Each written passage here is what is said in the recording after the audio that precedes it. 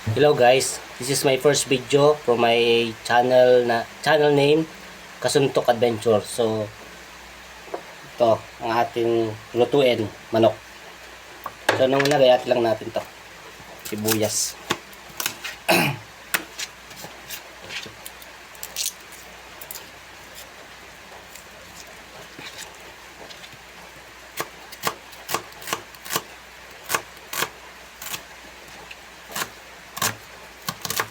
Okay.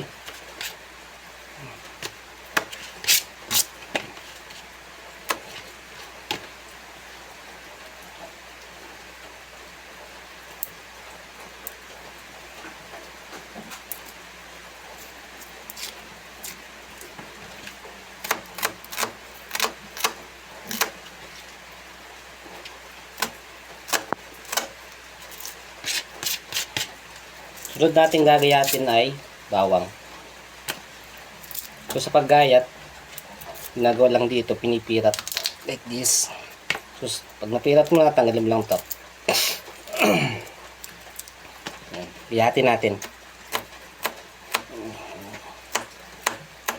Ay ko, kaatan pa.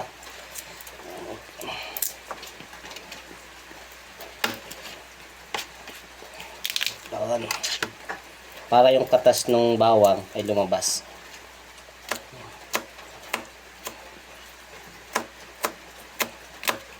Okay. So, yung binayat nating bawang ay 4 na cloves. O 4 na peraso.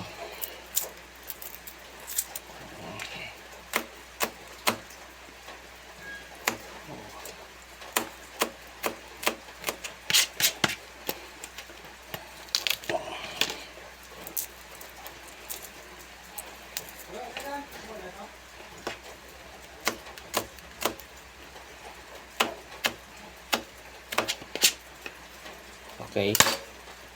So, gagamit tayo nitong kawali. Kawali ba ito? Kaserola. Kaserola. Yan. Dito natin lulutuin.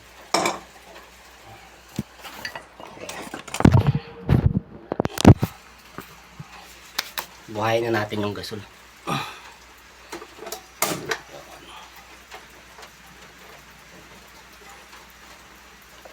Kailangan natin mantika. Sige, gisahin natin yung manok. Hintayin lang natin. So, gagamit tayo ng raw cube chicken and yan, nor sinigang.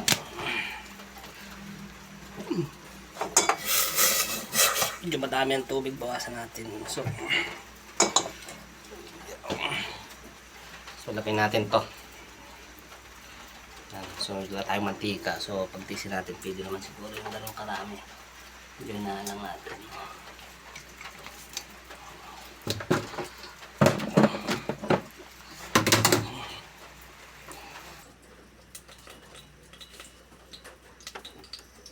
Pang madaming tubig guys, pero okay na. Ito na yung ating sandok dito. Wala rin sandok natin.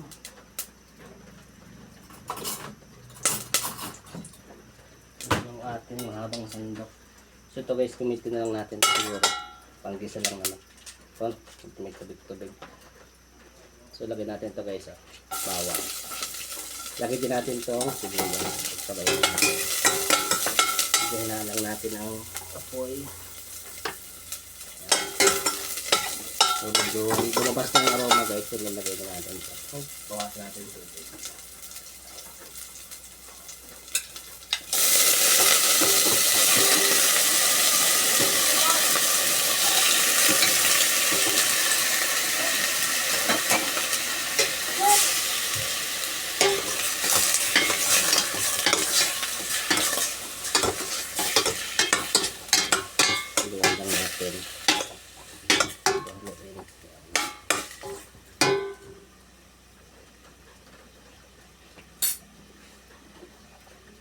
So guys, lagyan natin ng asin.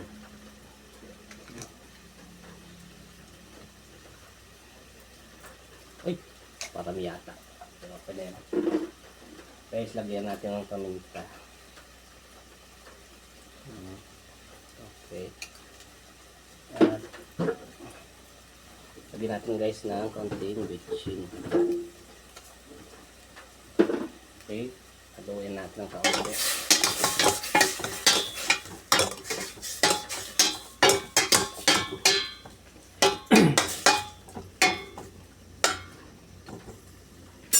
Taklo ba natin guys? Okay, so hintayin natin siyang siguro mga 5 minutes.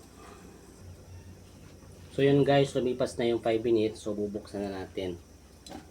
Yan, nagtubig na siya. So pag nagtubig na yun guys, lagay natin tong Knorr cube chicken. Yan.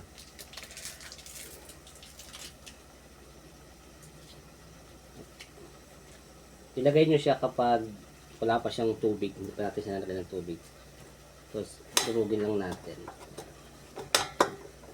So itong Knorr cube na, to, ito yung makakatulong ka sa lasa ng manok. Lagi siyang purong manok talaga. So yan, medyo lapot-lapot na. Pagigyan lang natin guys ng kaunti. Taklaban ulit natin. Siguro mga 3 minutes. So yun guys, na lumipas na yung 3 minutes. So buksan natin, tingnan natin. Okay, pwede na siguro lang ito ng tubig. So maaamoy mo talaga yung lasang manok. So lagyan natin ng tubig. Siguro mga 4 na baso. So dahil sinigang siya, siyempre malang baboy. So manok muna tayo. So 1, kontakin natin. And 2. Okay. So siguro dalawa lang siguro, dalawat kalahati. Dalawat kalahati lang is lalagay natin. Para yun. So yun guys, pwede na yan. So ang gawin natin, takpan natin siya. Okay. And siguro mga 20 minutes. Ayan natin siya mga pan. And palaksan natin yung apoy. Yo, so yun guys, 20 minutes, hintayin natin siyang kumulo ng 20 minutes. Tapos saka natin bubuksan, talagay natin yung isang flavor niya. So yun guys, so binuksan ko na, medyo kumukulo na siya. So lagay natin tong Knorr sinigang. So yan. Tong Knorr sinigang original ay pwede naman ito sa lahat.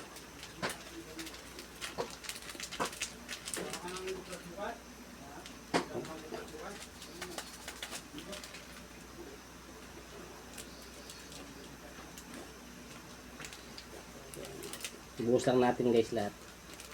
Itong isang pan. Bango. Asim.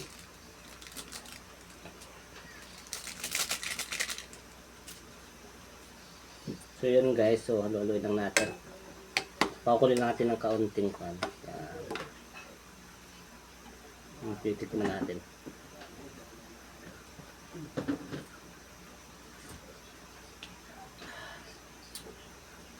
Guys.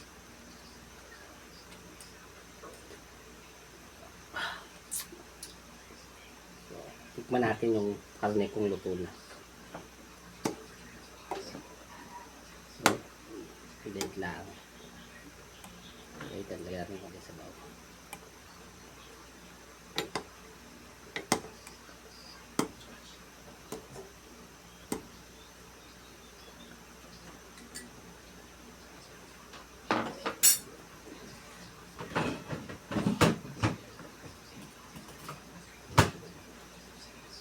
Tikman natin guys kung luto na talaga yung ating sinigang na manok.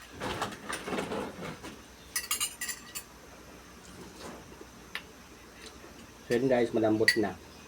So pwede na siya.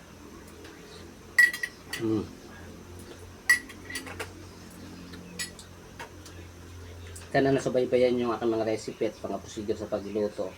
So huwag niyo pong kalimutan mag-subscribe at abangan niyo po ang aking mga susunod na video. Okay, bye bye.